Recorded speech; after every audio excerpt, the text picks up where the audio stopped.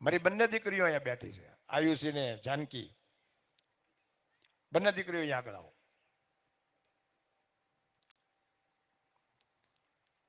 મિતુલના 5 વર્ષ થયા. બંને દીકરીઓને એક બાબો છે. અમારી સગી દીકરીઓ કરતા વિશેષ છે.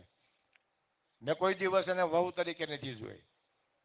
આ બંને મારી દીકરીઓ છે અને હું ભગવાનના મંદિરમાં ઓફિસે પગે લાગુ, ઘરે અને ઘરે જઈને પહેલા સવારમાં અમારી બંને દીકરીઓને પગે લાગુ છું. લાગુ છું ને બેટા? હા પપ્પા. હાજો પપ્પા. એટલે આ ભગવાન કોઈ દિવસ નહીં તૂટે. ભગવાન તમે જો એને દીકરી માનશો ને તો કોઈ દિવસ ઘર નહીં ભાંગે. પણ તમે જે દિવસે વહુ માનશો ત્યારથી એ સાસુ માનવા બનશે. અને આજ તમારો વારો.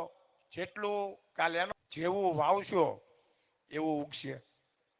હમણાં આજે મુમતાજે આજે સ્પીચ આપી હતી. મારી એક દીકરી મુમતાજ મુસ્લિમ દીકરી છે, એને શરૂઆત કરી. હું ઘણી બધી વખત વાત કરું, મારી દરેક મુસ્લિમ મને સામેથી જવાબ આવે જય રામા પીર. આ તમે વાવો ને એ ઉગે.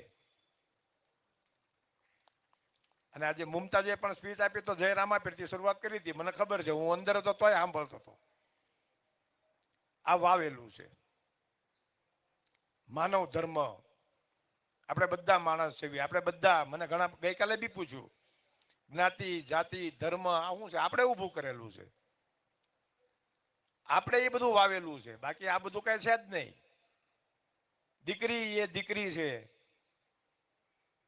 એ પછી કોઈ પણ ધર્મની હોય, કોઈ પણ જ્ઞાતિની હોય, એની સાથે કોઈ લેવા દેવા નથી હોતા.